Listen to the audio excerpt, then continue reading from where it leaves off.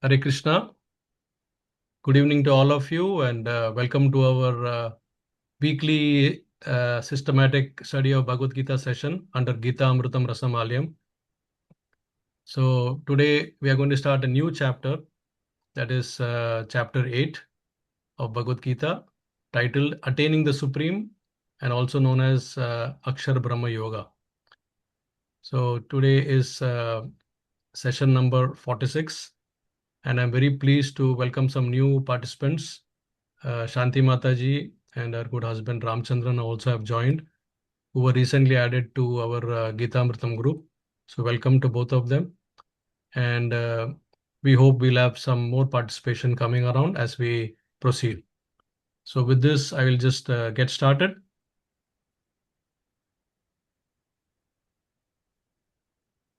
So our Goloka Express is now halting at station number 8, which is the station of Akshara Brahma Yoga, or attaining the Supreme.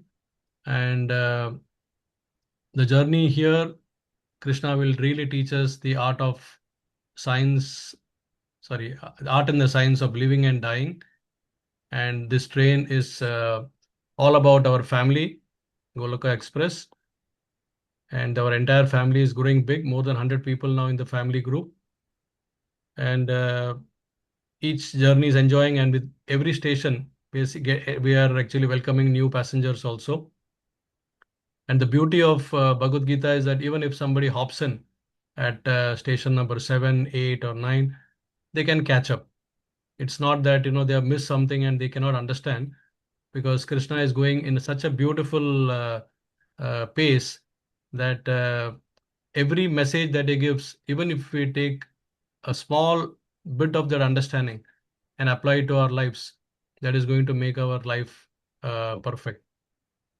So as we usually do, we love Goloka Express. We love Goloka Vrindavan because in Goloka Vrindavan, every step is a dance and every word is a song. And unlike in material world, in Goloka Vrindavan, every day is a festival. So we all love and we want to go back to Goloka Vrindavan, and hopefully this journey will take us someday into this particular endeavor of fulfilling this. Before I get started, let me pay my respectful, humble respects to my dear beloved Guru Maharaj, His Holiness Bhakti Swarupa Damodar Swami Maharaj, the founding director of Bhakti Vedanta Institute, and Dr. T.D. Singh Institute of Science and Religion, which is both are actually scientific wing of ISKCON.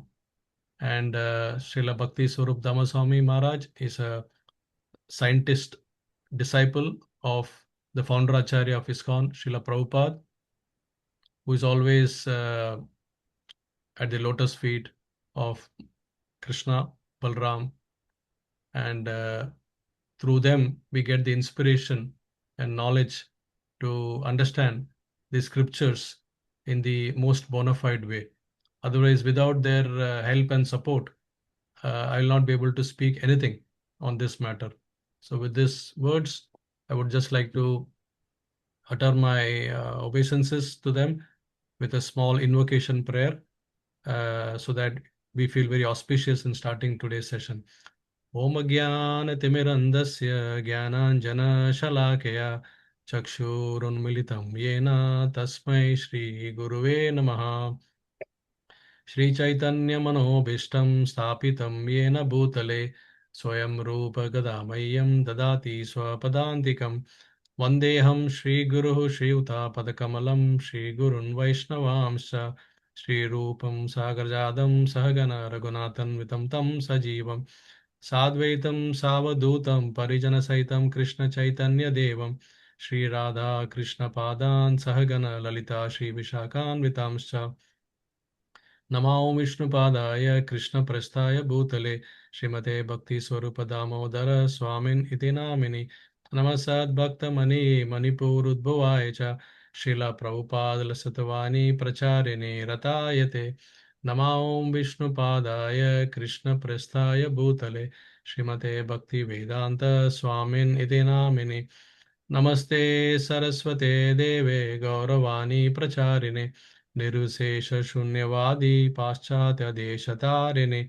Jai Sri Krishna Chaitanya Prabhu Nityananda Shri Advaita Gadadhara Srivasadi Gaura Bhakta Vrinda Hare Krishna Krishna Krishna Hare Hare Hare Rama Rama Rama Hare Hare गुरुवे गौरचन्द्राय राधिकायै तदालये कृष्णाय कृष्णभक्ताय तद्भक्ताय नमो नमः मूकं करोति वाचालं पङ्गुं लङ्घयते गिरिं यत्कृपातमहं वन्दे श्रीगुरुं दीनतारिणिं परमानन्दमाधवं Sri Krishna Chaitanya ईश्वरम्.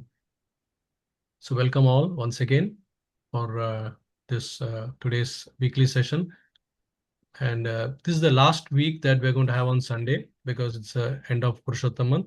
And from next week onwards, we will revert back to our earlier day of Saturday.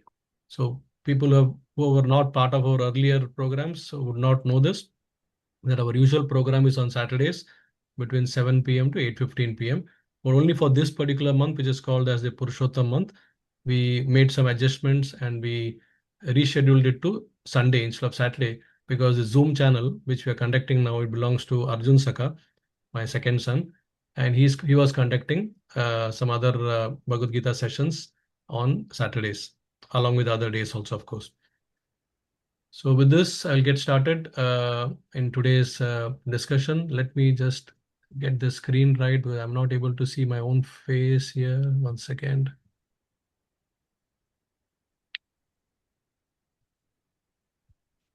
Yeah, it seems to be okay because in the recording, we have to see the speaker also. Otherwise, it will be only the slides on the screen. So we are going to start chapter 8. As I said in the beginning, this is going to be a very, very interesting chapter. And we are going to learn a lot, plenty of life lessons. And even if we have missed some of the earlier chapters, never mind, because this chapter is going to be a defining moment of our journey in human life and how we should, plan ourselves for the final time. That is what we call as the examination, final examination, which is also technically termed as death. So we will see how through Krishna's teaching, we are going to master this art of both living and also dying. It is not enough just to master the art of living, but we should also master the art of dying. Because if the dying is also glorious, then what more we need? Because the purpose of the life is basically achieved when we know what is our goal of life and where we want to go, how we want to shape our life, and then that defines how we are going to leave our body also, and also how we are going to remember our final moments of life. That's basically the master of art of dying. So mastering that. So Bhagavad Gita 8.1 to 8.7 that we're going to cover today will give us a good insight.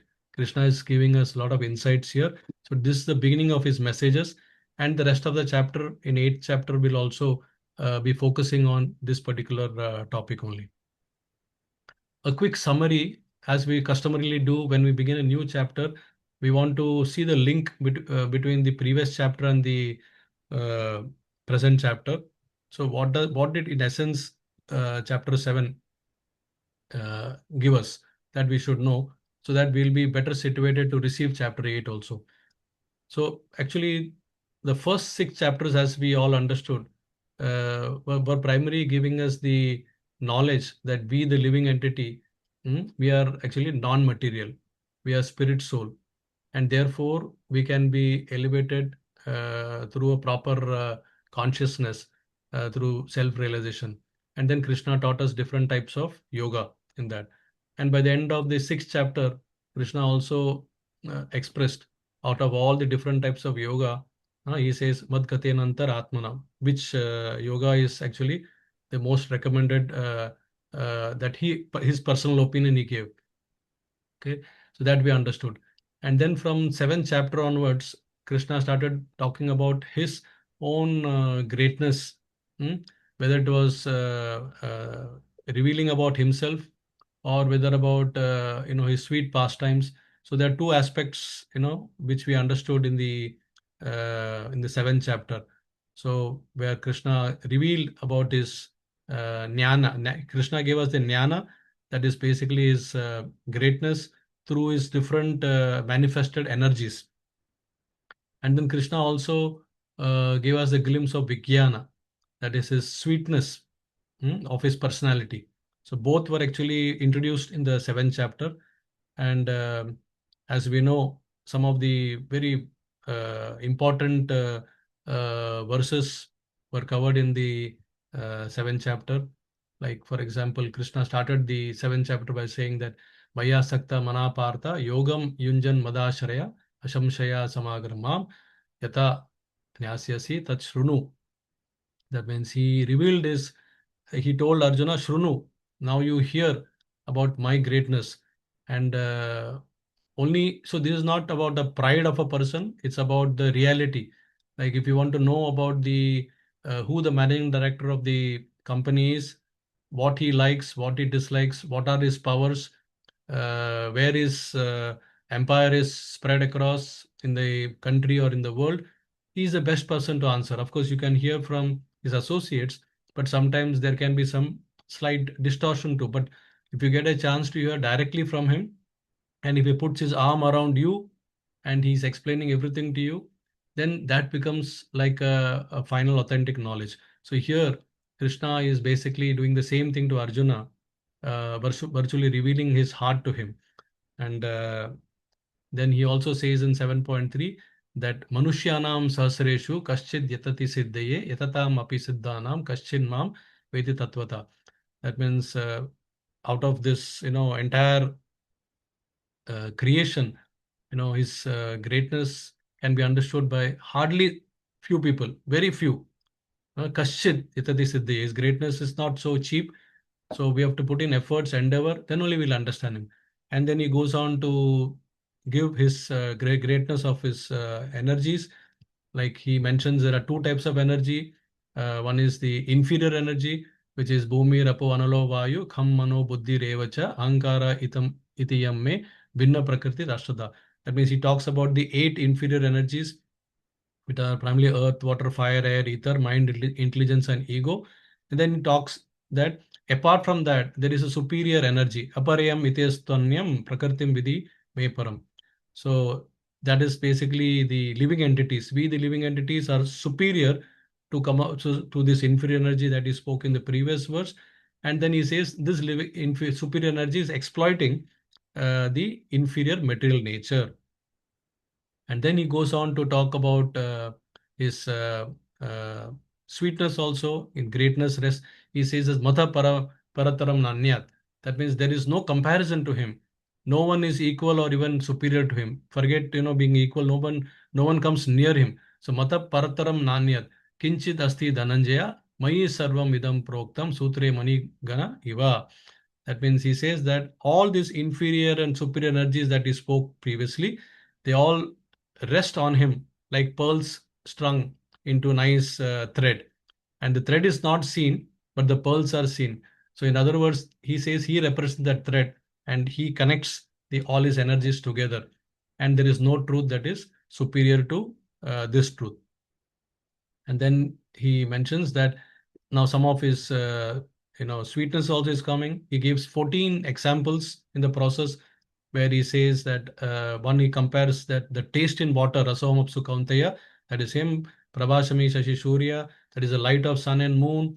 Pranava sarva vedeshu, that is the om pranava of all the vedas, that is him. Shabda ke, that is the sound in the ether. And paurusham nishu, the ability of man, that is also coming from Krishna. Then he gives his greatness also by saying that I am the original fragrance of earth, I am the heat in fire, I am the life of all that lives, I am the penance of all aesthetic, I am the original seed of all existences. uh, then I am the intelligence of the intelligent, then I am the prowess of all powerful men. So Bijam Mam Sarvabhutanam. Then he says that Balam Balavatam Chaham. Then he says, I am the strength of strong, that is devoid of all passion. Hmm? Then he says, I am the sex life.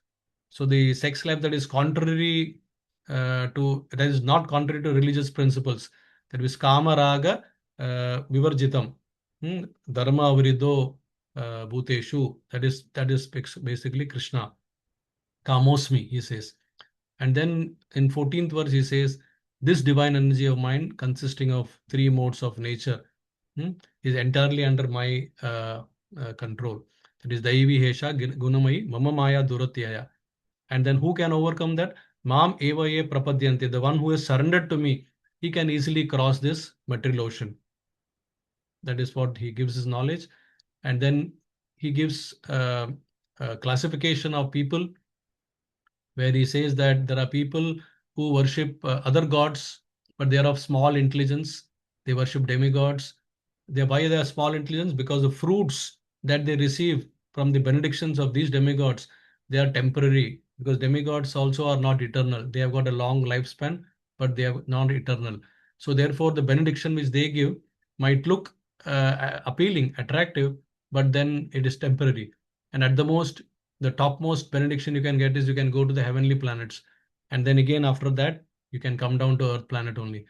But if you worship me, he says, huh, you automatically come to me. Mad bhakta yanti mam api. That means if you worship me, you automatically get my nature, you reach my supreme abode.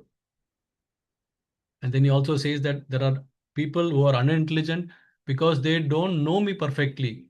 They know me as just the impersonal energy, and they think that that energy is me. But Krishna clearly reveals that their energy comes from him. So he is energetic and energy belongs to him. So if we, instead of, we say that looking at the sunlight, that sunlight is sun, and then we ignore the main sun planet, that is not intelligent. That's what he says. So there are some people, he says, who consider the energy as the supreme, and they start worshipping the energy. So that is not, and that is an impersonal nature. So that is not an intelligent, those people are not intelligent. And he also says in verse 25 that I am not manifest, Naham Prakasha Sarvasya. To such unintelligent people and to such foolish people, I don't manifest myself. And I cover myself with the internal potency, and therefore they'll never be able to see me in the original form. And then what he says, uh, then he says that I am the supreme personality. He says, I know everything that has happened in the past. Vedaham Samitadani, that I know the past, I know Bhavishyami, I know Bhutani, everything, past, present, future, whatever is happening, everything I know. And I also know all the living entities, but me, no one knows. So again, here he talks about his greatness, and only the devotees who are very closely surrendered to him and who understand him, they are able, given that vision, to know him. Then he says in the conclusion that persons who have acted piously in the previous life and in this life, and whose sinful reactions are completely eradicated, are freed from the dualities of delusion, and they engage themselves in my service with determination. That means he is now very slowly introducing Bhakti Yoga. Bhakti Yoga is completely immersing yourself in the devotional service of the Lord and immersing yourself in the pastimes of the Lord. In different mellows, you can exchange the rasa with him. So he says this is possible only when in the previous life all your sins have been eradicated, and you've acted piously in your previous life, you act piously in this life, then there's a good chance that he will reveal these things to us. And then there's a link that is actually linking between the seventh chapter and the eighth chapter that we are talking today. And that link is introducing seven different terminologies to Arjuna in verses 7.29 and 30, where he mentions some specific terms or specific things like Brahma, Adhyatma, Karma, Adibhuta, Adideva, Adi Yagya, and how to remember him at the Prayana Kale, that is towards the end, at the time of death. what one gets. So all those things very briefly introduces. So this arouses curiosity in Arjuna's mind, and that sets the stage for chapter number 8. And that's where now we are, and we're going to start this.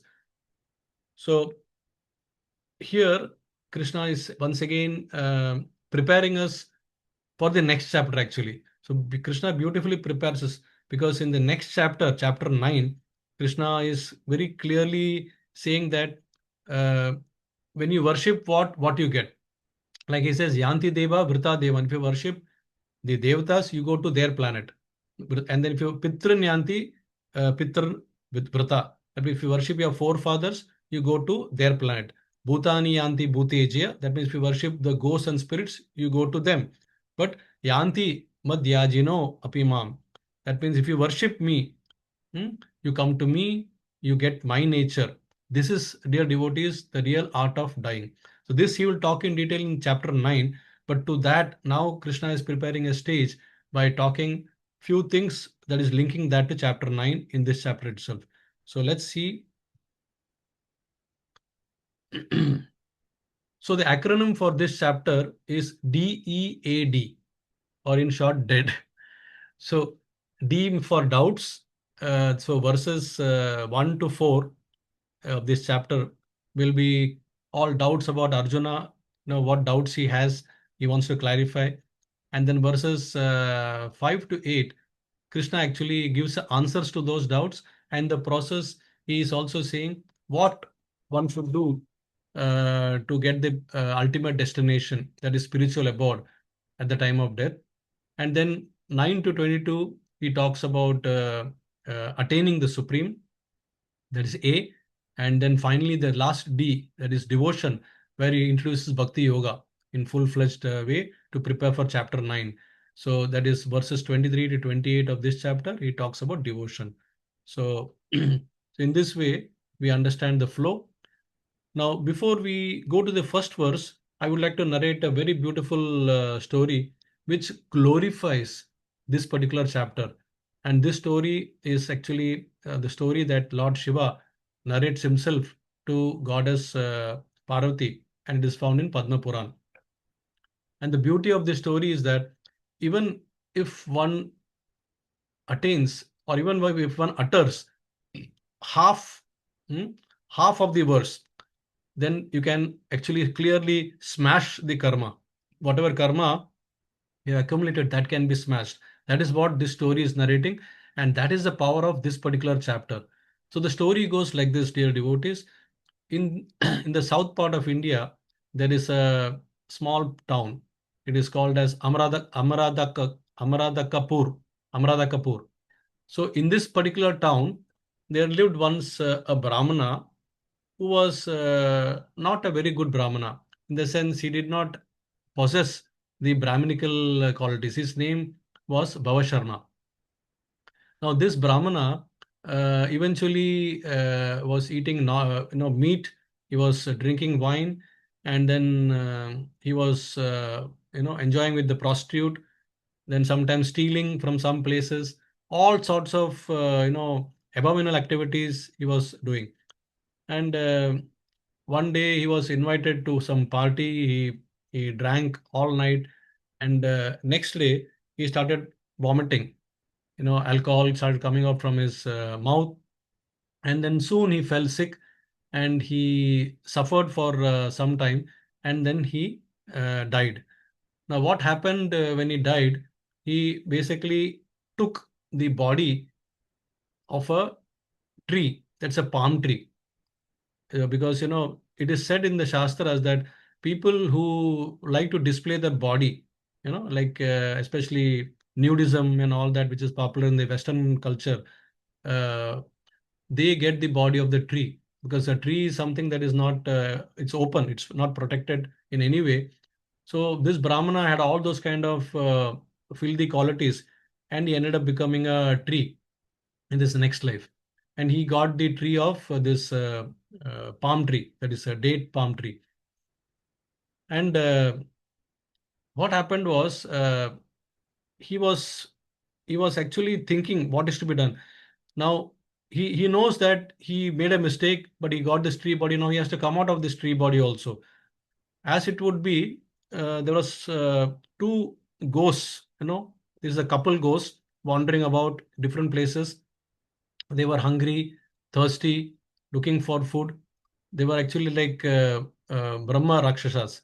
You know, so these two ghosts, they were actually in the previous life, they had also had an history. So these two ghosts in the previous life were by the name Kushibal and Kumati. So Kushibal was the male and Kumati the female. They were highly learned Brahmana, but this Brahmana was very greedy Brahmana, and this lady who was married to this Brahmana, Kumati, she was a bit evil-minded. So even though they were in the Brahminical family, but they were not having all the Brahminical qualities. They too had a problem. So this Brahmana, he used to extract in the name of charity. See, Brahmanas are allowed to take charity, but they should also give back charity. It's not that they just do certain activities for charity purpose. They should also give back the charity. So here he was only trying to take charity, and he was exploiting his Brahminical qualities to attain charity. Now that is not a good, qualification or a good nature for a Brahmana. And this lady, his wife, was also evil minded, and she was trying to exploit in different ways whatever charity he was getting. So in the end, what happens? Both became ghost, and they were virtually, haunting in those places for want of food, thirst, and all those things.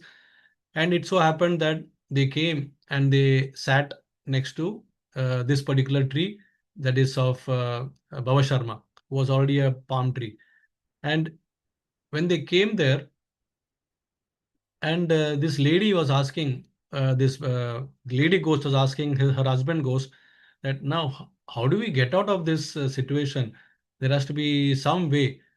So the Brahmana said, because he was a Brahmana, he was already learned in the previous life. So, I mean, when he was before dying, so he said that the only way is to, understand a certain tattva.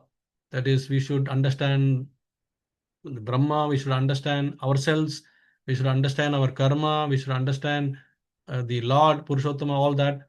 So, so when the lady goes, she heard that, she uttered this first verse of this particular chapter. Kim tad Brahma, Kim Adhyatmam, Kim Karma, Purushottam. So all that she said. The moment she said that, sitting under this particular tree, this Bhava Sharma, who is now trapped in the body of a tree, he heard that, and his karma was completely shattered, and he came out of the tree, and he became free. Free means he got once again a human body. So he came out of the tree body and he became a human being just by hearing. Okay, just by hearing, and not even the full verse, just 50% of the verse she uttered, which he heard. Now, what happened to this ghost? When she uttered that, it was so potent, this particular verse, that Pushpa Viman from Vaikunta came. As you can see in that slide, Pushpa Viman from Vaikunta dawned upon them, and they both went in the Pushpa Viman and they got Vaikunta. That was the potency. And then this Brahmana thought, wow, this is very good. So let me, my karma is now shattered. I've once again got the human body. So he went and sat on the banks of Ganges. And then he started reciting this half verse which he had heard in the tree body. It's like a ripple effect. And he went on, hearing this, and he went on uttering it. And when he did that continuously, he also got liberated. So this whole thing, because how he got liberation was because he was constantly uttering this mantra. And then Vishnu in the Vaikuntha Loka became restless. And then Lakshmi Devi asked him, "Oh, Guru, you're supposed to take rest now. Why are you waking up?" He said, "No, no, my devotee is constantly remembering me. So let me go and rescue him." So he comes down and he rescues him and takes him back to Vaikunta. So this supreme fortune that this Bhavasharma got just by hearing and then by uttering, this was described by Lord Shiva to Parvati. He says, "I have just described to you a little of the glories of chapter 8 of Srimad Bhagavatam." Srimad Bhagavad-Gita. So this is the greatness of this chapter. With that, we will enter into, take a deep dive into chapter 8. So we'll take the first two verses together because it's actually a continuation. In the first verse, Arjuna is asking 5 questions, and in the second verse of this chapter, he is asking the remaining 3 questions. So what is the first verse?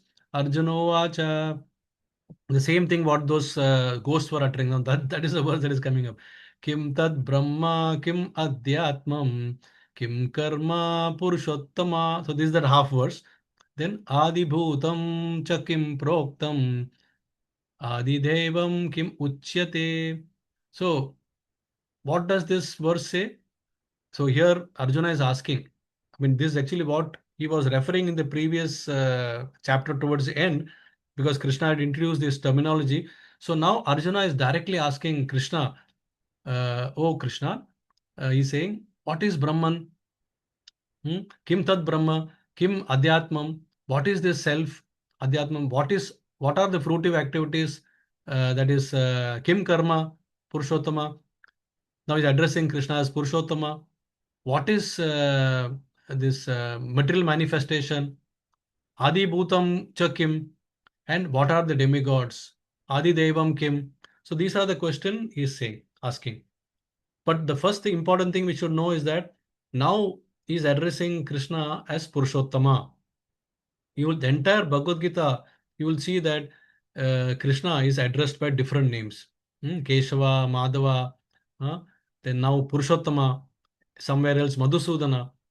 So Purushottama here has got a significance because it's Purush and Uttama.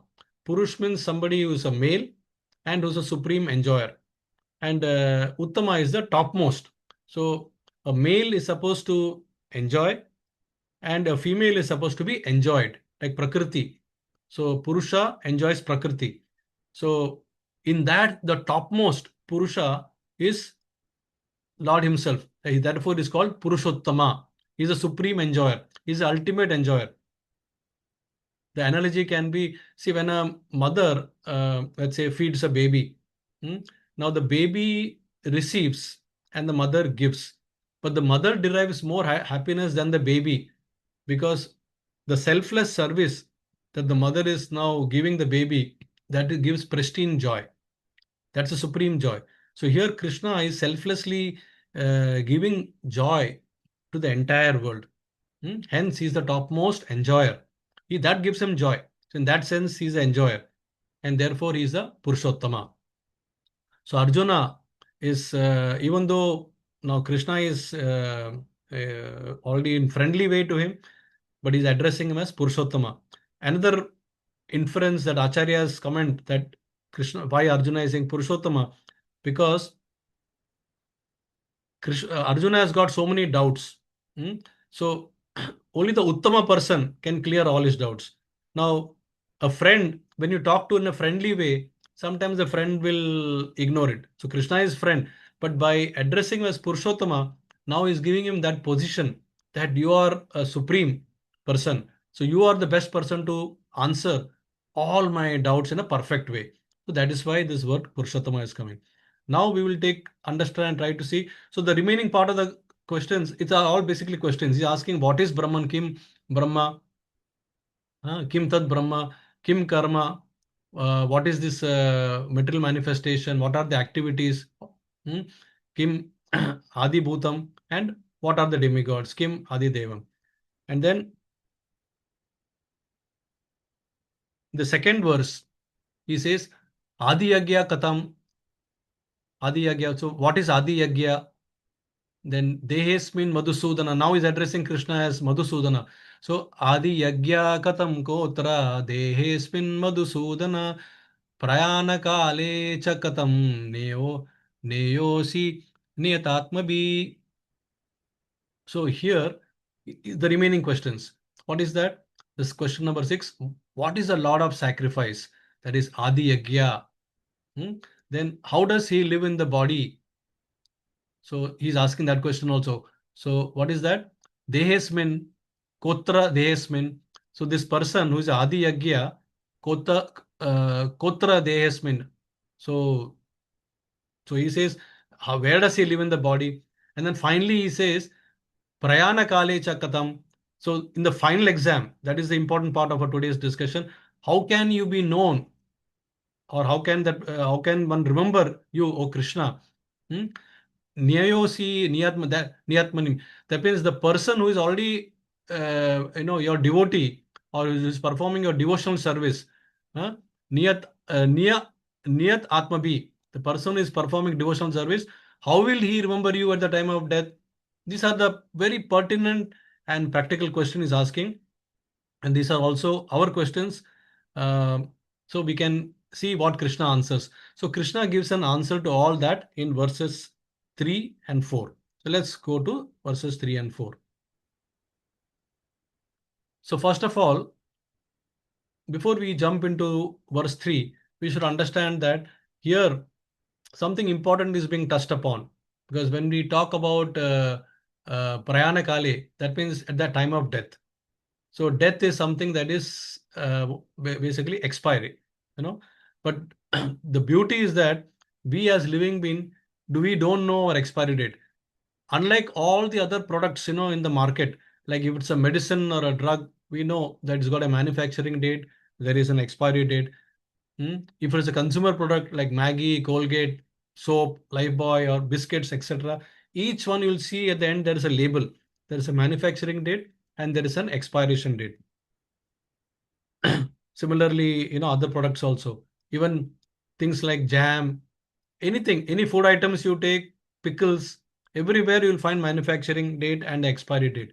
Whereas when it comes to human being, we only have our entry date into this world. We don't know. We are blind on our expiry date. We know for sure that we are going to die one day, but we don't know when. We don't know whether we assume that it's going to be at least 80 years we will live, even though the Shastra says 100 years, but at least 80, if not 80, at least 70 or 60. But dear devotees, we are seeing that people die at a young age also. They die inside 50, they die inside 40, some die alpayusham, they die when they are at a very young age. Sometimes they die as an infant.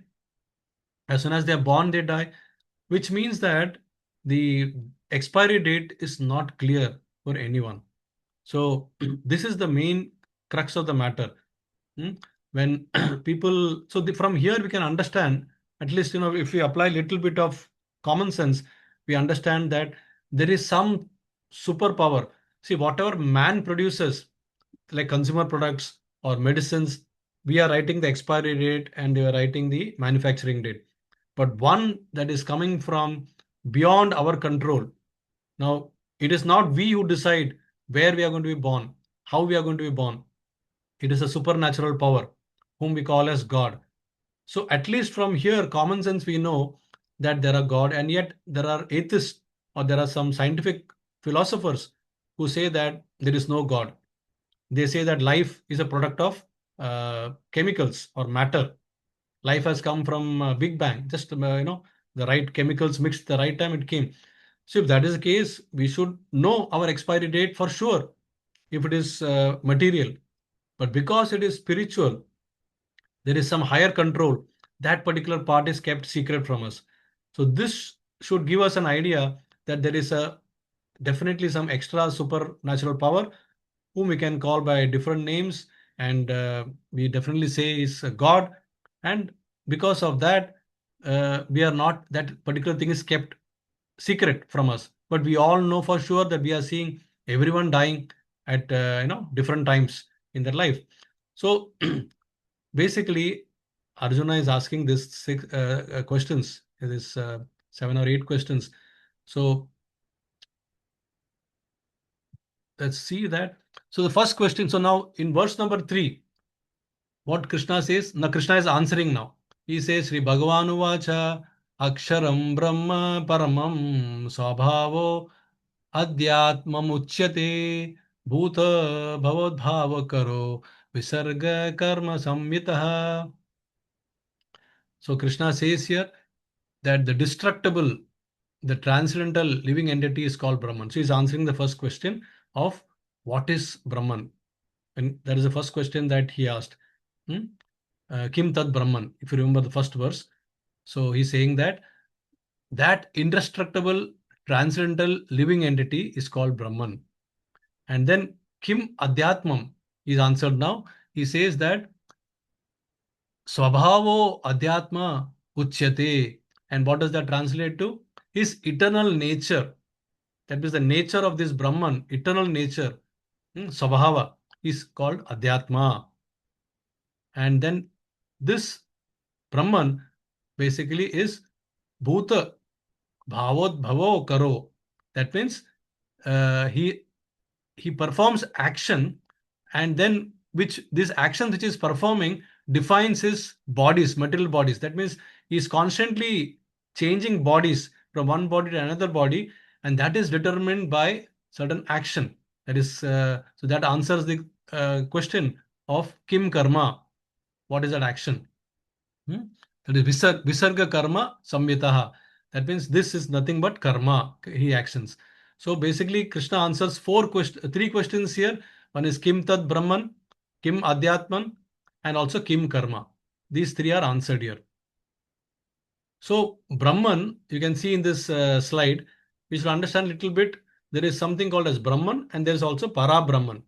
So Brahman is basically we, the living entities. In simple terms, Brahman, we, the living entities, also technically called as Atma or Jivatma or individual soul. And then the properties or the qualities are also mentioned here. What is that? He says it is Aksharam, that is indestructible, eternally existing. Sabhavo. So eternally, transcendental nature is eternal. And also we should remember that we are the marginal energy of the Lord. So the Lord has got three energies, primary energies. One is Antaranga Shakti, that is internal energy. Then Bahiranga Shakti, that is the external energy. And then there is something called as a marginal energy, that is Tatastha Shakti. So we, the Jivatmas, come under the marginal energy. So because we are marginal energy, we are neither belonging to the internal energy nor we are belonging to the external energy. External energies are basically his illusory powers or what we call as Maya. And the internal energy is his internal Shakti. That is Ladini Shakti and so whatever Krishna's internal potency, that is that is what actually is the spiritual nature. So primarily this Jivatma, which is the Tatastha Shakti is like the there is an ocean on one side, there is a land on one side, and there is a small demarcation in between. That belongs sometimes to the ocean, sometimes it belongs to the land, depending upon which side the pendulum is swinging. So Jivatma has got this small individual free will to choose between this and between that. If he chooses to go towards the spiritual nature of the Lord, then he gets associated with the spiritual energy. If he chooses to go to the material energy of the Lord, then he gets associated with the material energy. And then that is the Maya. Okay. So this is exactly what whereas the Parabrahman is the Lord himself. So there are two things, Brahman, we the Jivatma, and Parabrahman, that is superior Brahman or the supreme Lord who is Achyuta. Okay, he is the purest of the pure. He can never fall into this material world. Okay, he can take forms, various forms, but then he doesn't belong to this world. He actually creates this world. He never assumes the form of any ordinary person. He never assumes the form of any ordinary jiva because he's above that. He's above the three modes of material nature. So this part has to be very clearly understood. So Adhyatma, what Arjuna is asking, what is Adhyatma? This is explained very nicely here. It's the self, that is the Jivatma, it is the eternal nature of the self, and the material consciousness that we all there, the nature is to try to lord over the material nature. It's our internal nature that we try to lord over the material nature. Whereas in the spiritual consciousness, we basically we have got spiritual consciousness also, and that spiritual consciousness is right now covered by the material consciousness. And when we practice spirituality, that spiritual consciousness gets revealed to us, and that means the original position is revealed to us, and then our original relationship with the Lord is also getting manifested to us. And then we know that we have to serve the Supreme Personality. So the role of Brahman is to serve Para Brahman. Jivera Swarupe Krishnera Nityadas. So these are the two different terms that has to be very clearly understood. So you can say that the Jivatma is having a body, and the body is obtained by different karma, and there are different types of body, as we can see in the next slide, which is coming from different activities. So karma we understood so far in the previous chapters as just the action, but karma has got a very broad meaning also. So this action is not just about the action. It is basically something that you are now creating for your next life. Hmm? That means the action that is created by a force of material consciousness. That means you have developed a material consciousness which is making you, by the influence of the three modes of nature, to act in a particular way. And by acting in a particular way, you get the body in the next life. So this is a complete chain reaction. For example, let's say we perform various types of yagya. Okay, yagya is done to please the demigods. The demigods are pleased, then you get promotion and you do all the pious activities and you go to the heavenly planets. Now, what happens in the heavenly planets? You enjoy the all the heavenly benefits, and then all your pious credits are exhausted in the heavenly planets. And once the pious credits are exhausted, then you fall down again into the earth planet. And how do you fall down? You come through the rain, and through the rain, you enter into the grain crops. And the grain is now entering into the semen of the man. And when the semen is impregnated into the woman, she gets impregnated, and then we enter into the womb of the mother. And from there, once again, we enter into the cycle of birth. Punarapi jananam, punarapi maranam. So this cycle keeps on continuing.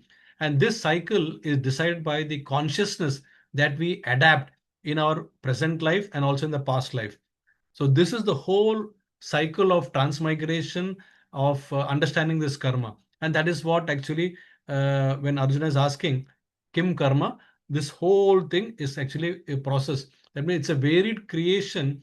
No, by the it's a varied activity which is created by the material forces that force you to act in a particular way, and that results in a particular body. And there are 8.4 million bodies.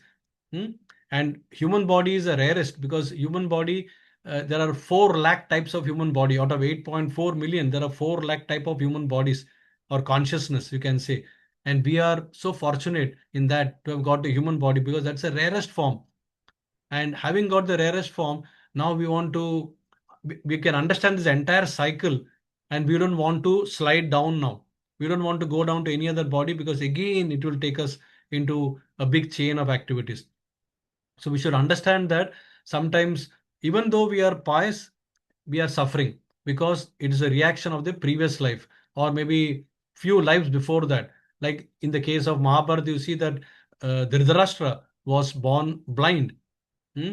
So what was his fault? And then, it is understood from Shastras that some 100 lives before, he committed the sin of poking, the ant with the grass. And then he poked around 100 such, he did 100 times like this. And then this came in the form of 100 children, and then it came in the form of blindness for him. So this happened after 100 lives for him. So you can imagine the karma can act much later also, because what you have done in the previous lives you don't know. So in the present life you might be a very nice, respected, pious person, but still you're suffering. It's because of some action you have performed in the past, which was not in line with shastric injunction. It was a vikarmic activity. That is what it is giving you, a chain reaction this time.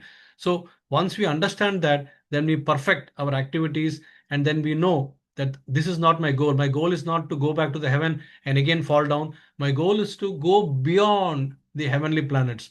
I want to go beyond the heavenly planets, means I want to go to the Vaikuntha planets now. And because why you go on to go to Vaikuntha planets? Because once you go there, they are eternal. You will not come back again. You are not in the material universe realm. You are in the spiritual universe realm. Out of Lord's creation, 3/4 of the creation is spiritual, 1/4 of the creation is material. So we are now hovering in this 1/4 creation. In that, there are 14, there are so many universes.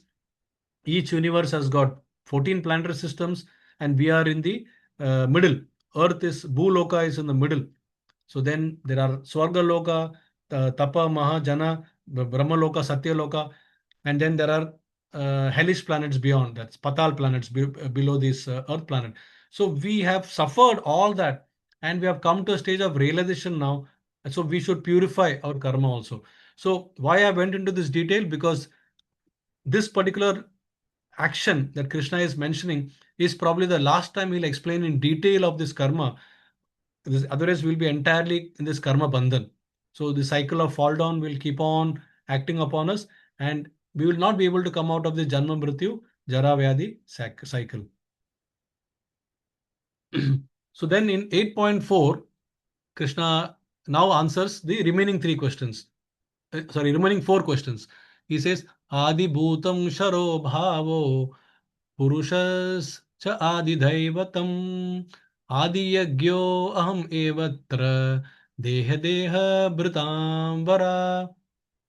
So here, now Krishna answers the remaining four questions of Arjuna. What was that? Adi Bhutam Sharo Bhavo. That means there was a question that Arjuna asked. Adi Bhutam Chakim Proktam. In the second verse, if you remember. So now Krishna says Adi Bhutam Sharo Bhavo.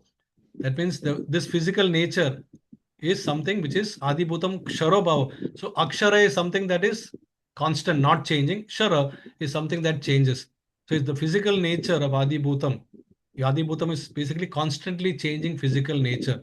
That means the material manifestation is constantly changing. That is what he's saying. Then he's saying Purushas cha Adi Devam. So Purushas means, so he's now talking about Adi Devam. So there was a question by Arjuna, Adi Devam kim uchyate. So here now he's saying Purushas cha Adi Devam. That means Purushas. So Purusham is basically the universal form. The Lord's universal form, or if some people say it's an imaginary form of the Lord, which includes all the planetary system. As you can see in the middle picture, there is demigods, there are planetary system, there is sun, there is moon, there are hellish planets, heavenly planets, all that. If you see Brahmaloka, if you make a form, that is a universal form, or you can say Vishwaroop or Virat Roop. That is also called as Adi Daivam. And then the third thing is Adi Yagyo. Adi Yagyam Aham Evatra. Krishna says, I am the Supreme Lord. And where am I present? Deha Deha. So I am represented in everybody's heart. That means I am the super soul seated in everybody's heart. I am called Adi Yagya. So Krishna is making it very point blank clear, because the question was Adi Yagya Katam Ko in the previous verse. So Krishna is answering that also. And Deha Deha Britam Vartam means, oh, best among the embodied human beings. So let us understand it a little bit more. Adi Bhutam. So when Krishna says Adi Bhutam Ksharo Bhava. So what is that? Constantly changing. So we should know that this material body is constantly engaging into 6 different types of transformation. We are constantly changing. Dehinosmi nita dehe kaumaram yo vanam jara tata dehantara prapti dhira tatra muyati.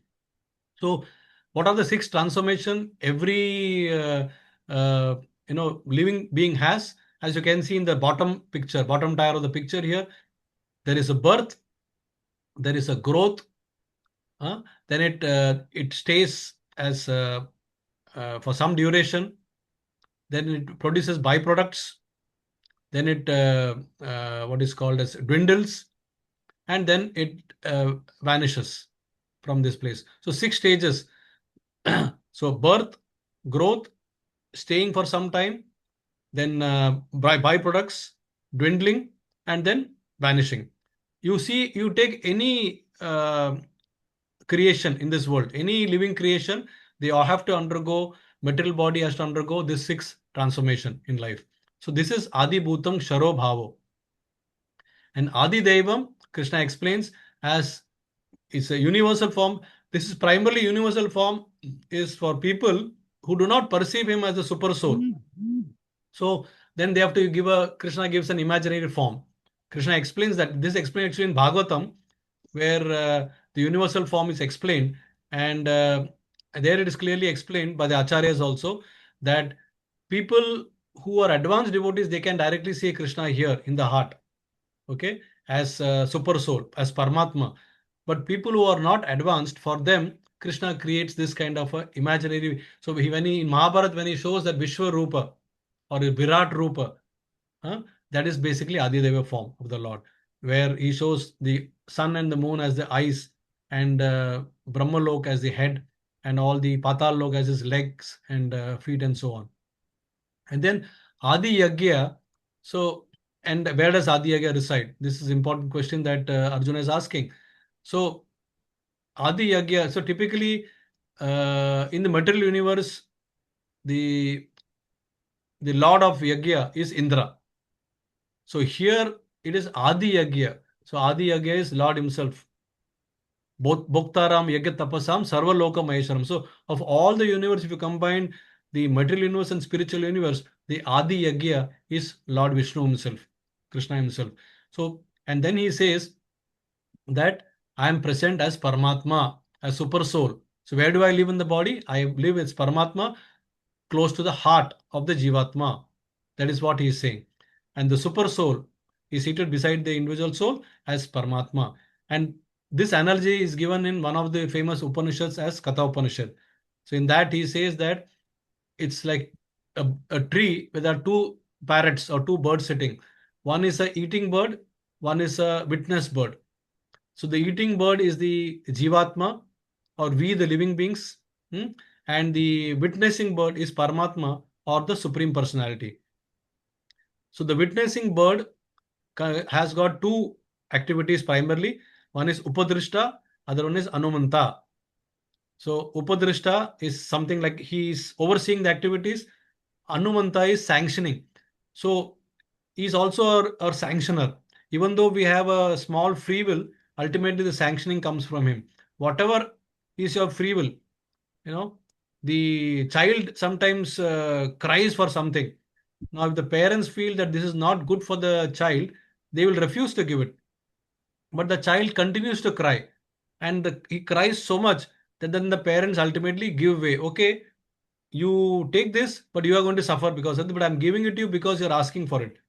Okay, like if the child goes near the fire, the parents would tell, "Don't go there. There's a fire. It'll burn your finger." But if the child does not obey and puts his or her finger on the fire, then the child will face the consequences. So, like that, the Lord is sitting like a second bird near close to our heart, close to the Jivatma as Paramatma. And at an advanced stage, the Jivatma can hear his voice. I once heard a class of a famous management guru, Stephen Covey. All of you must have heard of Stephen Covey, the 7 habits of highly effective people. So when he introduced the eighth habit, from effectiveness to greatness, I was fortunate to attend that from my company, and it was a massive conference in Oberoi Towers. This was in 2008 when he launched the book. And there he said the eighth habit is hearing your inner voice. But he did not elaborate what is that inner voice. So I got up and I told, because I had some knowledge of Bhagavad Gita then, I told him this is same like what our Bhagavad Gita teaches us. And Bhagavad Gita is what it is teaching, that hear your voice, inner voice. And that inner voice, somebody's mic is on. Can you kindly mute yourself, please? Thank you. So this inner voice is nothing but Paramatma who is guiding us. Each time Paramatma is guiding us. So that is your inner voice. So non-devotees who are or atheists, either they ignore that inner voice or they cannot hear that voice. It's so sad. And as a result, they end up doing sense gratification activities and a lot of time pass activities. And as a result, they misuse their free will. As I had said in one of my previous classes, B, C, D. That means B is fixed, birth, death is fixed, death, D is fixed, that is death, and there is C in between B and D. That C is a choice that the Jivatma has to make, or the free will. We all have free will, that's a limited free will to choose our activities. And this decides where we'll take our next birth. This decides how we will die. So the C is very, very important, and the C is what Bhagavad Gita is trying to address, so that we get a proper B in the next life, or we don't get B at all, we directly go to him, or we are able to get a proper glorified D, death. Now we come to verse 5. That's very, very important, popular verse. And this is the verse that is going to, more or less define our life. And this is the secret of our final exam. If we understand this verse properly, we pass the exam. Otherwise, we fail. And failing the exam means, again, we are stuck in this material universe. Antakale chamam eva smaran muktva kalevaram ya prayati samadbhavam yati nastyatra samshaya. So here, this is like a verdict or like a promise, because Krishna says, Yati nasti atra samshaya. That is na samshaya. There is no doubt, there is no doubt. I am giving you a promise of what? I am giving you a promise of the supreme destination. You can come to me. Here's an opportunity. You can come to me. Antakale cha maam eva. He's saying at the end of the life, what do you need to do? Just smaran mukta kalevaram. At the time, you just, when you are leaving your body, smaran muktva kalevaram, ya prayati samadbhavam. So when you remembering, you just, yeah, antakalicha mameva, just remember me, no one else. When your end comes, antakalicha mameva, just me and nobody else. Not even your near and dear ones, not your bank balance, no way. Not your enemies, not even your friends. Because all these things will only pull you back in this material world. You have to practice detachment from them. Your work is over. And then you remember the next level now. Now, this, dear devotees, easier said than done. Antakalecha Mameva. It looks so simple. Antakalecha Mameva. Just remember Krishna, and then you go back to him. Smaram Mukta Kalevaram. At the time of leaving the body, Ya Prayati Sa Madbhavam. You at once attain my nature. And of this, there is no doubt. Oh, Krishna. Oh, Arjuna is saying this. So, Krishna is giving this particular thing. So, he is trying to address our crisis. He knows precisely what is our crisis, and sadly, we don't know what is our crisis. We have forgotten. We are like the goat in the slaughterhouse. We are seeing another goat being slaughtered, and we are enjoying eating the grass without knowing that our turn will be next. That's a sad part. And we are forgetting that our turn will become, or our turn will ever come. We think that we will never die. That's the worst part, because we are lording over the material nature presently, and we are happy with it. With all the comforts that Krishna has given us, we have forgotten him. We have climbed the ladder and we have kicked the ladder out. And then we are flying high now. So this is the crisis. So, and the worst crisis is, Krishna says, is yet to come. And the worst crisis, dear devotees, is that at the time of death, our body functions will completely get disrupted. Our throat will completely choke. Our kapha, pitta, vayu, our mucus, bile, air, everything will choke to such an extent that Srila Prabhupada says the pain that one experiences at time of death will be equivalent to the biting of 40,000 scorpions. So where is the question of remembering Krishna at that time? Where is the question? We are in so much of pain, our senses, our mind will go haywire completely. So recently there was a death in our one of our distant family members, and he was a very healthy person. It happened in the native place, and his wife said that he was very healthy, and he had his dinner, and he was about to go to bed like usual at 9:30, and just after dinner he sat. When everything looked fine, suddenly he just told his wife, he just showed like this. That means his head is spinning.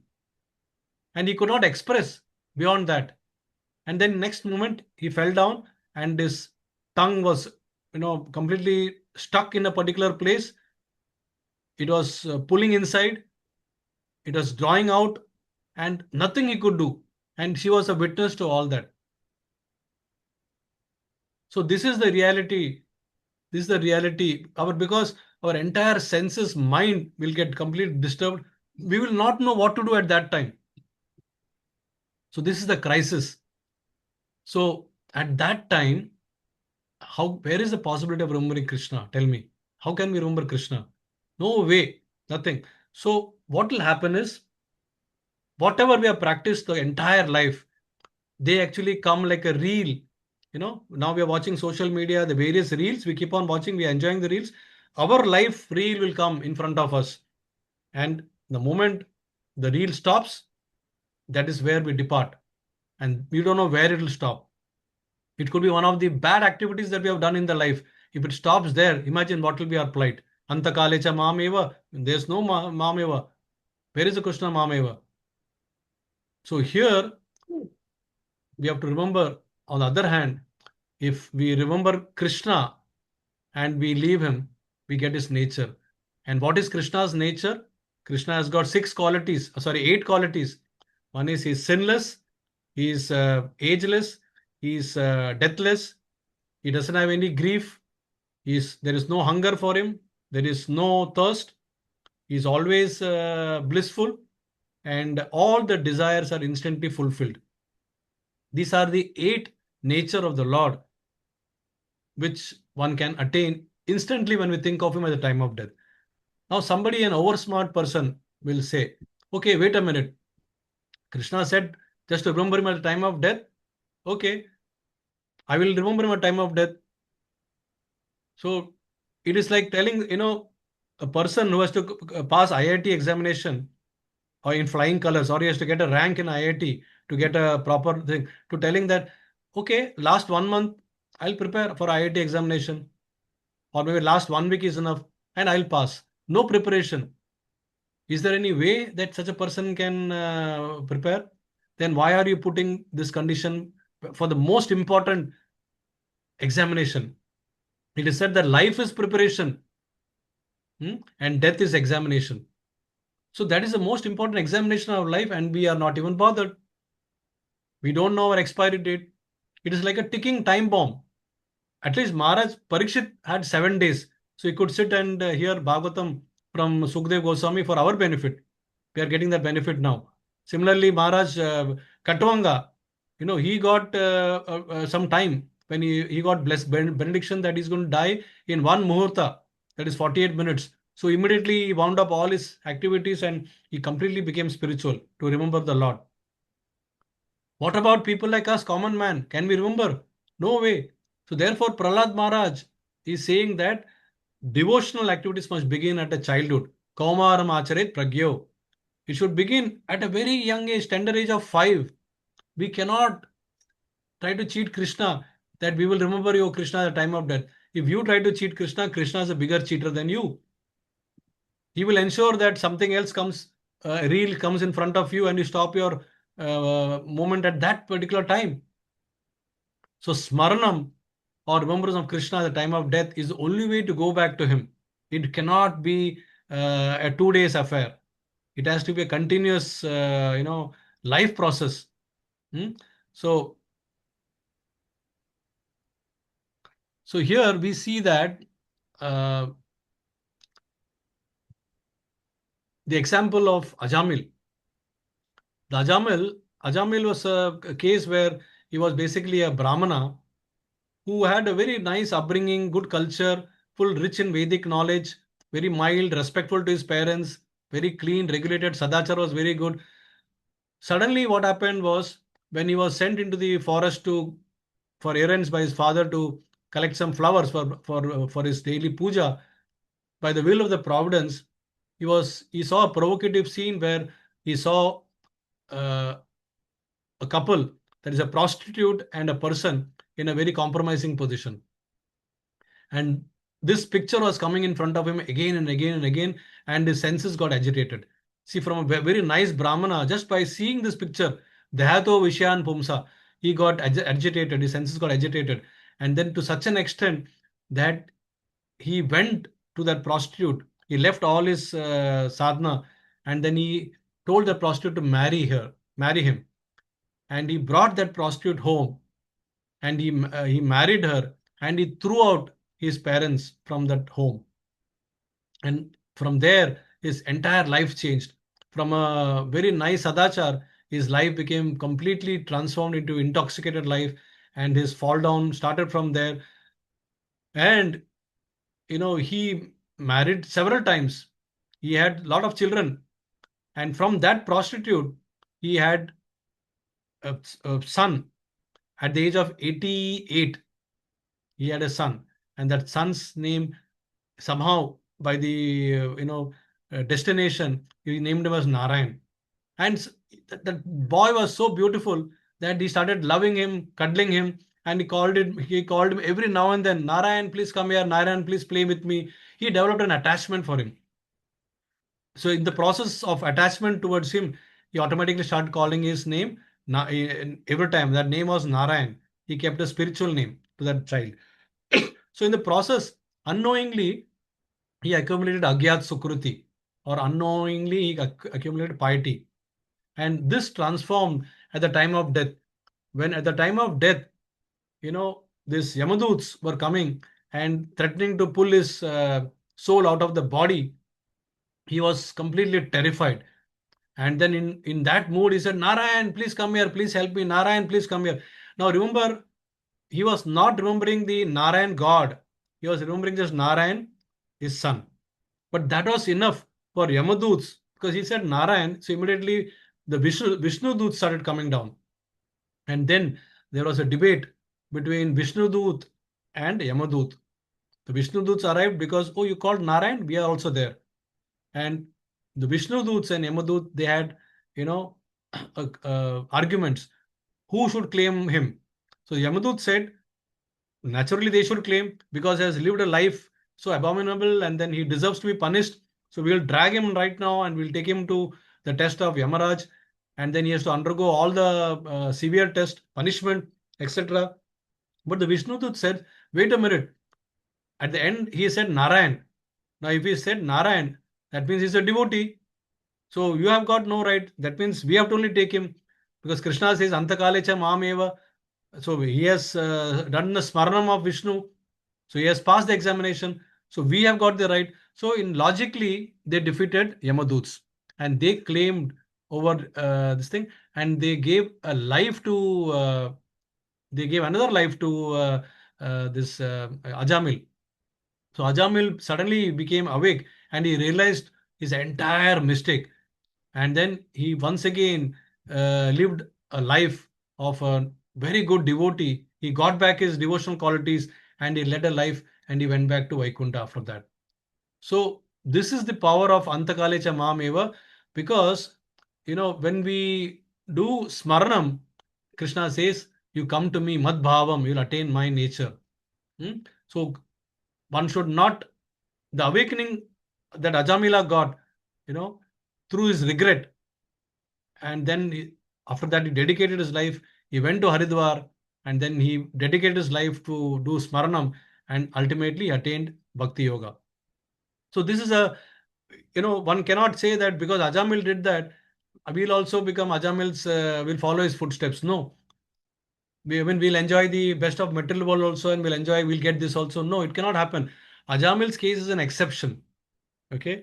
It will not happen to anybody else. There's no other case mentioned in the Shastras that people did that and they got Vaikuntha Loka. No.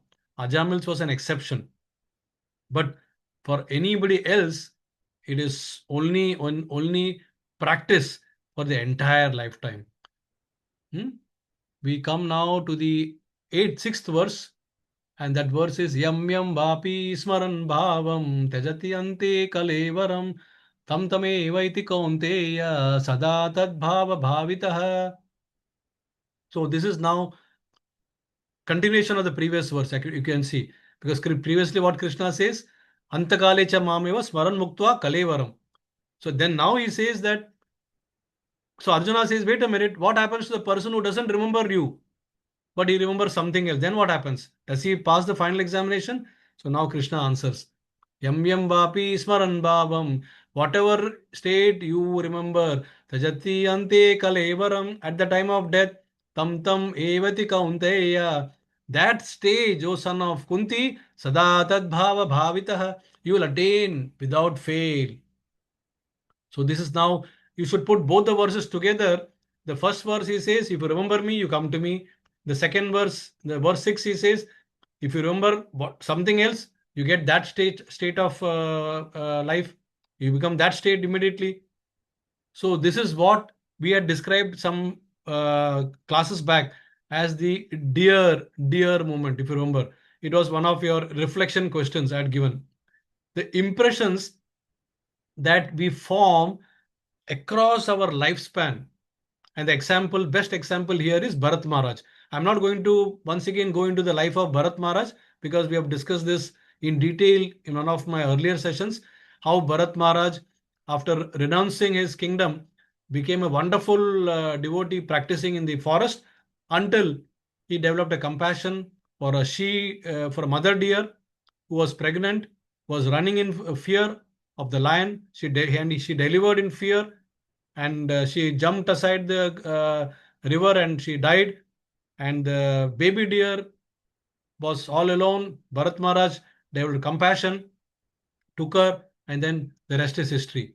He developed so much of love that Antakale cha mameva yam yam vapi smaran bhavam. So he started remembering the deer at the time of death. Oh, where is my deer? The little deer, where it is gone? The beautiful deer. And then what happened? The next life he became a deer. Tejati ante kalavaram. So he became a deer. Now, fortune for him at the time of deer, he could remember all the things that he did as Bharat Maharaj. He could remember his devotional activities. And then the following third life, he became Jada Bharat. And Jada Bharat is a case where he was very, very determined that now I'll not commit any sin. Now I'll not commit any mistake. I'll be very sober. I will act in a Jada way. That means Jada means like a fool. Let people talk rubbish about me. I will not budge one bit. I'll not. I'll be acting like a dumb dead person, so that I can be focused. Actually, he was very very learned. He got all his intelligence back, and then he went back home to Vaikunta. So here Krishna clearly says that the distractions, that is our dear moment. The distractions that we come across in life, they form an impression, dear devotees. So please guard against the distractions. And the distractions for us in the life are actually vast. Hmm? It can be the social media, it can be newspapers, it can be movies, it can be TV shows, Netflix, chats, any sort of activity. It can sometimes even be your own family members. You're attached to your wife, you're attached to children, your society, your nation. So many things. Everything is an attachment. Or some people have pets in their homes like dog. Prabhupada said Jawaharlal Nehru was so much attached to his dog that when he died in his office, remembering his dog, in the final moment when he was dying in his office, he wanted to see his dog. He wanted to take the darshan of his dog, pet dog. So, which means, as if you go by the philosophy of Bhagavad-Gita, he has become a dog in the next life. So, yam yam vapi smaran bhavam tajati ante kalevaram. That is sure, we'll get that. So, this is, we have to guard against that. So basically we have to develop the art. So it calls for a paradigm shift. We should become serious. We cannot leave it to the end of the life. We have to become serious. We have to pass this examination. There is nothing like 50% marks and then you grace marks, and nothing. Either you pass or you fail. Okay, we go to the last verse of the day, that is 8.7, and this verse says, now this is very good. Krishna is giving us the secret lock. Tasmat sarveshu kaleshu. So now primarily Krishna understands our plight and is giving us a simple practical solution. Tasmat sarveshu kaleshu mam anusmara yudhya cha. Maya arpita mano buddhir mam eva isyasi asamshaya. So now he is telling Arjuna very clearly, Tasmad, therefore Arjuna, sarveshu kaleshu, at all times, what you should do? Mam anusmara, and then you do yudhya. Always think of me, and then you go to fight.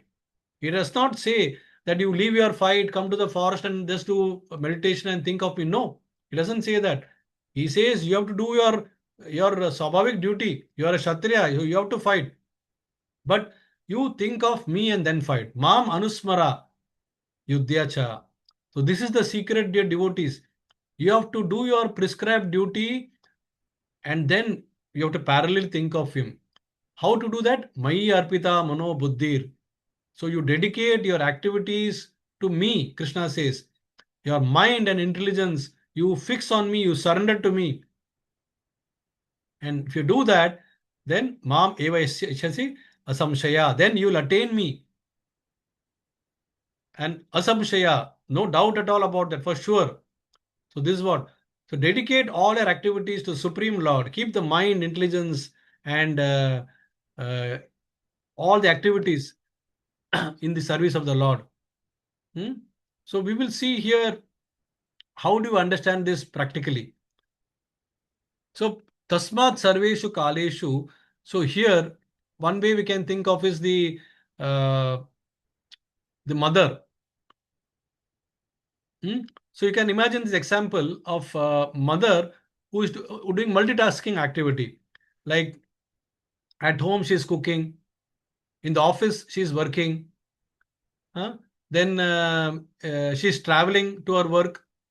So she is doing multiple activities. She is sometimes doing some other activities also, like washing the clothes, cleaning the home.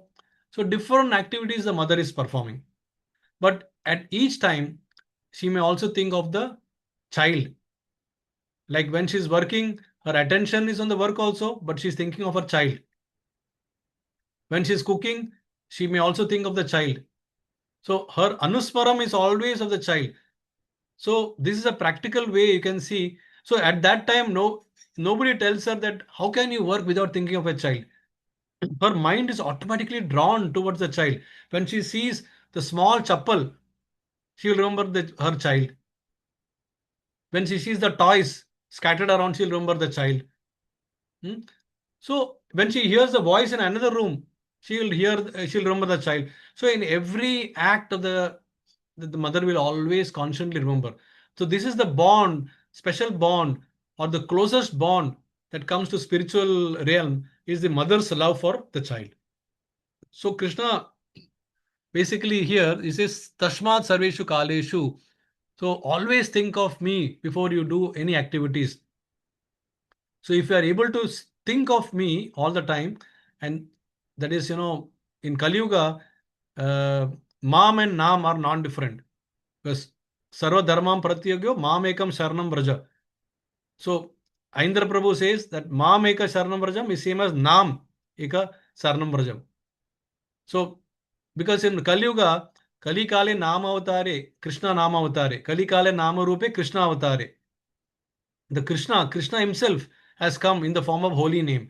So therefore, our lips can constantly move. Like if you are working in the office, you can constantly, your mind can be engaged, your tongue can move.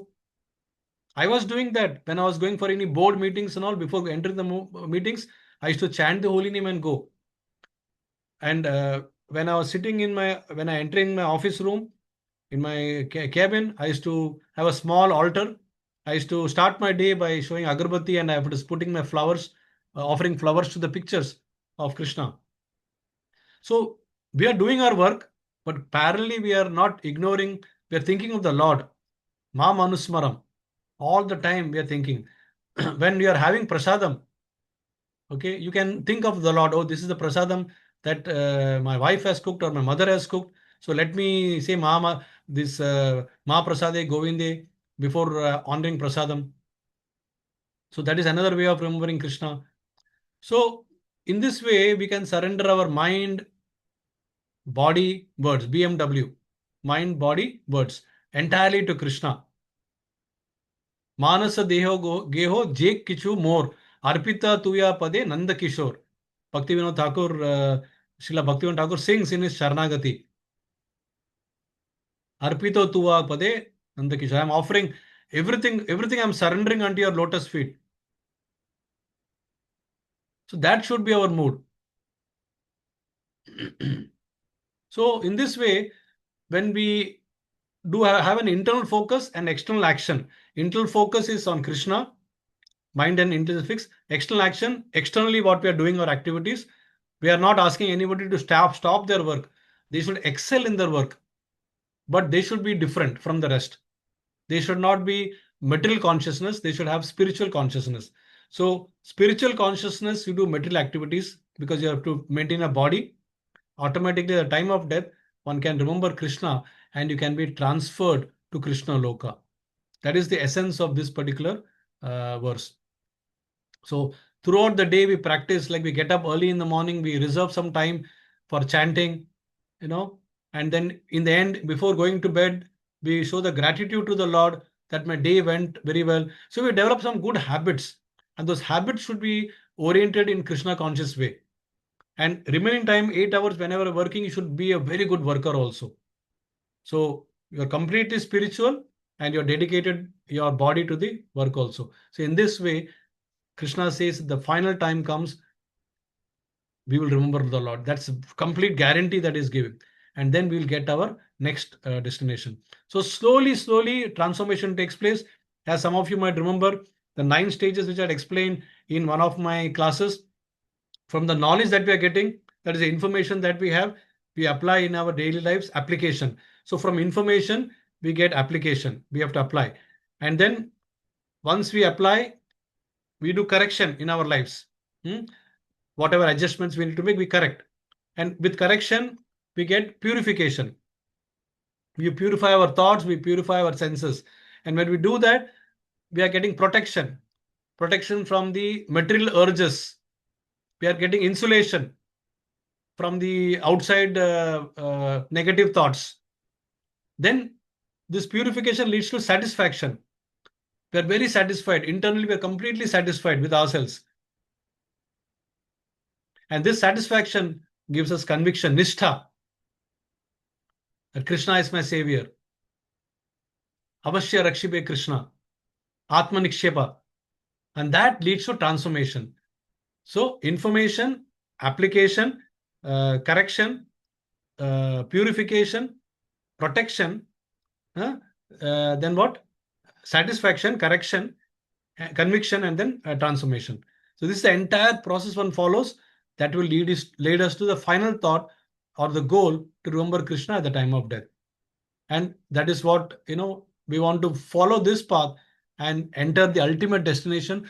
We don't want the dear moment at all, dear devotees. We don't want any detours. We don't want to see any other ways. This path should be very clear. This train is going to Goloka. Yes, it is stopping at stations. Yes, it is stopping to pick up more deserving devotees like we did last time. But each one of us is going to help one another to cross this ocean of material existence, and we are going to reach our destination. And finally, in Kali Yuga, as I'll play this small video which Prabhupada says. Chant Hare Krishna, Krishna becomes immediately available. So even if you think that Krishna is far away, Krishna is not far away. Krishna is within you. He's not far away. He's far away at the same time nearest. So even if you think that Krishna is far, his name is there.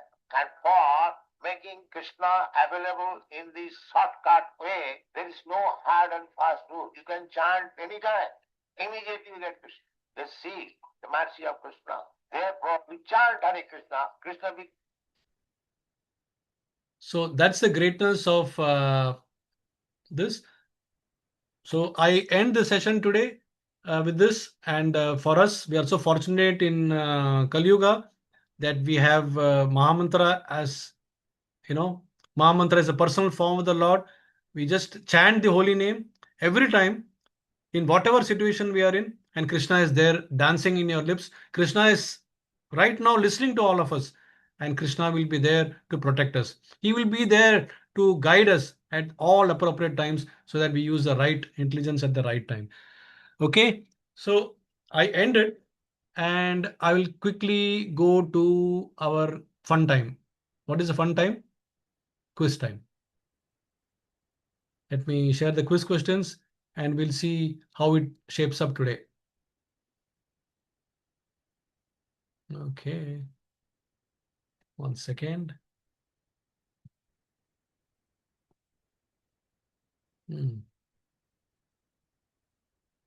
Just give me a moment. I'm just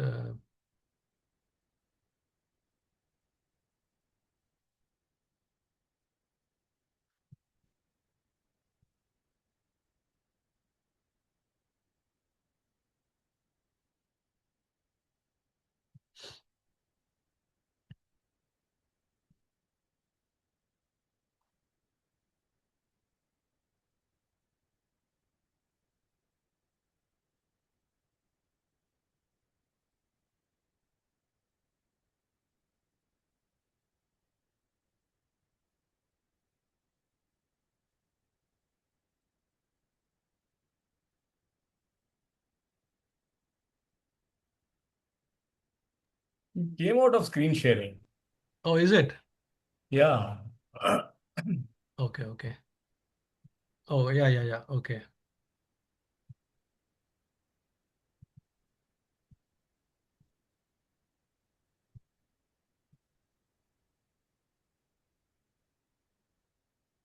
Visible now? Yeah. Okay. So the first question on the screen, according to our learning, the term Brahman refers to, all right,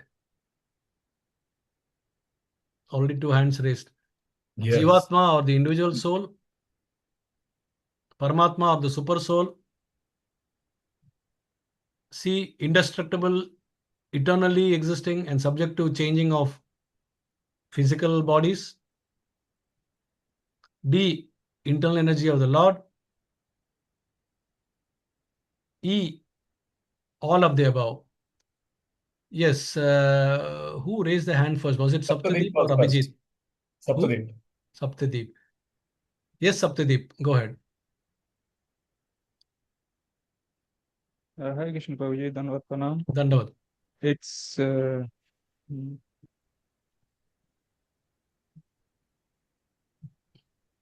Sorry, what is the answer? the answer is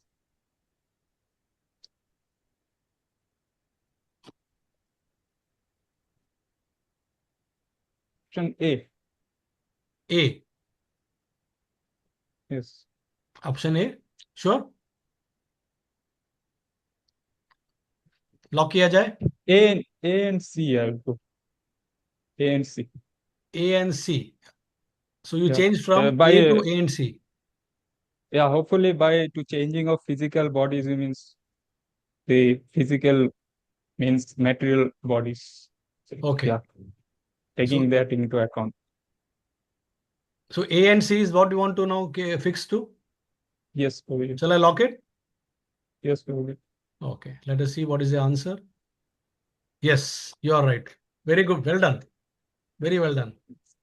Keep it up. You have very Well done. nicely. It's a carefully thought out, but then you really gave it a good shot. Let's go to question number 2. According to our learning, Adi Devatam here means all planets and demigods, the gigantic cosmic manifestation of the Lord comprising of all planets and demigods, the super soul as Paramatma seated in everyone's heart, the ultimate witness of all activities, none of the above. It was Saptadeep who raised first, but since he has answered the first question, we can give it to Abhijit, who followed through. Okay. So let's give a chance. Is it okay, Saptadeep? Okay, let's give a chance to Abhijit then. Yes, Abhijit, go ahead. The answer is B. D. D for Delhi? Second. B. B for Bombay. B for Balram. Okay. The gigantic cosmic manifestation of the Lord, right? Sure? Any second thoughts? Think carefully.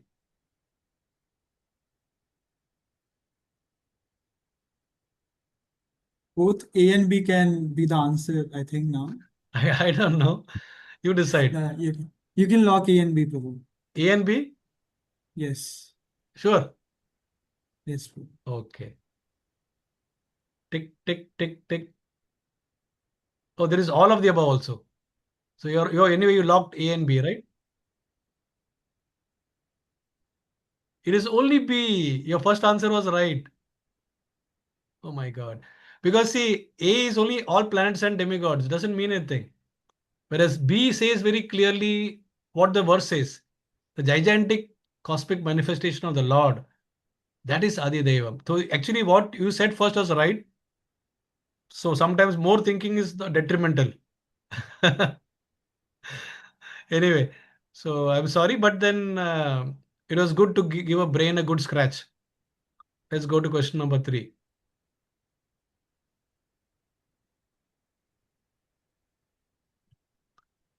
Okay, according to our learning, Adi Yagyo means Lord Indra, the chief of demigods, Lord Shiva, the destroyer of cosmic manifestation, Lord Brahma, the creator of this cosmic manifestation, Lord Vishnu, seated as Paramatma in everyone's heart. None of the above. Can we give Manisha a chance this time? Because both have because answered Saptadeep has previously. answered. Correct. So Even though Manisha, she raised her hand last. yeah. Manisha, it's your turn now. Hare Krishna, Prabhuji, Dhanvat Pranam. Hare Krishna. Prabhuji, it means the Lord of Sacrifice, so it will be Lord Vishnu seated in as Think Lord carefully. Think carefully. Adi. You have to be very firm. If you say it is D only, I'll lock D. Vishnu is the right answer, so Vishnu comes only in D. Lord of Sacrifice. Okay, so shall I lock D? Yes, Prabhuji. Very good. Correct answer. Very Well nice. done. Keep it up. Well done. Conviction is good. Your conviction was very strong. See, sometimes I may just put you all in a quandary, like, by asking, rethink. So you have to take a call. Okay, the fourth question on the screen. The secret to pass the final examination of death is to. Manisha, your hand is still up. Is it for the previous question or? Sorry, Prabhuji, I just put down. Okay, okay. The secret to pass the final examination is follow the footsteps of great Brahmana Ajamil, who got Vaikuntha after death. Follow the footsteps of great King Sage Bharat Maharaj. Achieve plenty of prosperity and success in material life by chasing it with determination. Pray to the Devatas for liberation and enter heavenly planets. None of the above. Yes. Here, even though Saptadeep and Abhijit were first, since both of them have already answered, we can give it to Ramesh because he was third. Okay. So there is also Ramesh and Janvi and Shanti also has Shanti. raised? Yes. Okay.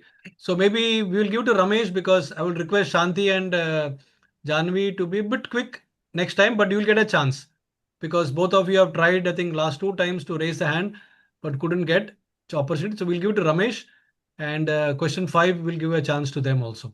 Yes, Ramesh ji, go ahead. Dandavat Pranam, Prabhuji. The Dandavat answer is Pranam. E. None of the above. Yes. Answer is E, none of the above. Okay, follow the footsteps. No. Okay, okay. Let us see. Yeah, sure. No, Prabhu. Absolutely, absolutely. Nice conviction. Very good. I like the tone.